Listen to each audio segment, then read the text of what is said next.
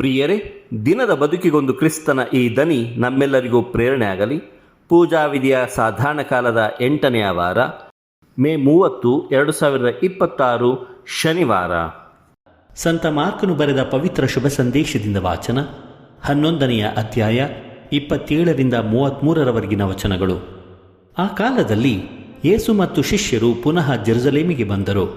ಯೇಸು ದೇವಾಲಯದ ಆವರಣದಲ್ಲಿ ತಿರುಗಾಡುತ್ತಿದ್ದಾಗ ಮುಖ್ಯ ಯಾಜಕರು, ಧರ್ಮಶಾಸ್ತ್ರಿಗಳು ಮತ್ತು ಸಭಾ ಪ್ರಮುಖರು ಅವರ ಬಳಿಗೆ ಬಂದು, ಇದನ್ನೆಲ್ಲ ನೀನು ಯಾವ ಅಧಿಕಾರದಿಂದ ಮಾಡುತ್ತಿರುವೆ?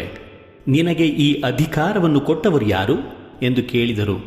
ಅದಕ್ಕೆ ಯೇಸು, ನಾನು ನಿಮಗೆ ಒಂದು ಪ್ರಶ್ನೆ ಹಾಕುತ್ತೇನೆ, ಅದಕ್ಕೆ ಉತ್ತರ ಕೊಡಿ. ಆಗ ಯಾವ ಅಧಿಕಾರದಿಂದ ನಾನು ಇದೆಲ್ಲವನ್ನು ಮಾಡುತ್ತೇನೆಂದು ನಿಮಗೆ ಹೇಳುತ್ತೇನೆ. ಸ್ನಾನದೀಕ್ಷೆ ಕೊಡುವ ಅಧಿಕಾರ ಯೋವಾನನಿಗೆ ಎಲ್ಲಿಂದ ಬಂದಿತು? ದೇವರಿಂದಲೋ ಮನುಷ್ಯರಿಂದಲೋ? ಉತ್ತರ ಕೊಡಿ ಎಂದರು. ಇದನ್ನು ಕೇಳಿದ ಅವರು ತಮ್ಮ ತಮ್ಮೊಳಗೆ ತರ್ಕ ಮಾಡುತ್ತಾ, ದೇವರಿಂದ ಬಂದಿತೆಂದು ಹೇಳಿದರೆ ಹಾಗಾದರೆ ನೀವೇಕೆ ಅವನನ್ನು ನಂಬಲಿಲ್ಲ ಎಂದು ಕೇಳುವನು.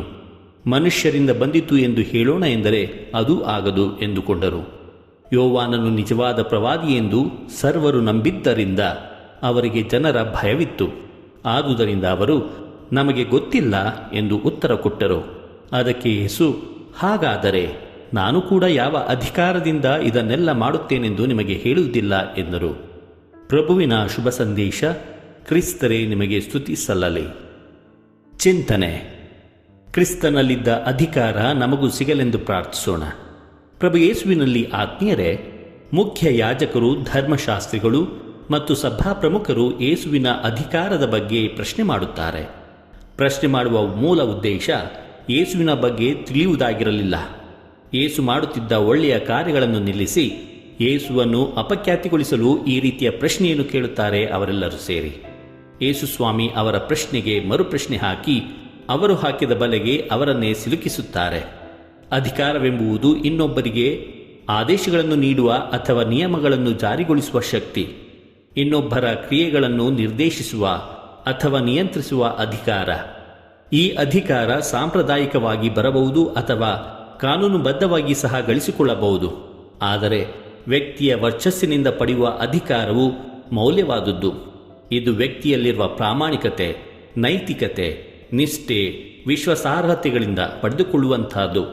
ಯೇಸುವಿನಲ್ಲಿದ್ದುದು ಈ ರೀತಿಯ ಅಧಿಕಾರ.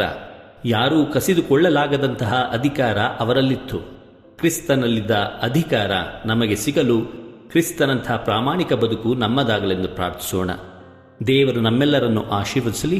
ಇದು ಧ್ವನಿ ಮಾಧ್ಯಮ ಮನೆಯ ಕೊಡುಗೆ. ಧ್ವನಿ ವಂದನೆಯ ಸ್ವಾಮಿ ಶಾಂತಕುಮಾರ್ ಜೆ, ಬೆಂಗಳೂರು ಮಹಾಧರ್ಮ ಕ್ಷೇತ್ರ. ಪ್ರಿಯರೇ, ಈ ಚಾನೆಲ್ ಅನ್ನು ಸಬ್ಸ್ಕ್ರೈಬ್ ಮಾಡಿ ಪ್ರತಿದಿನ ದೇವರ ವಾಕ್ಯವನ್ನು ಆಲಿಸುತ್ತಾ ಅದನ್ನು ಇತರರೊಂದಿಗೆ ಹಂಚಿಕೊಳ್ಳಲು ನಮಗೆ ನೆರವಾಗಿರಿ. ಧನ್ಯವಾದಗಳು.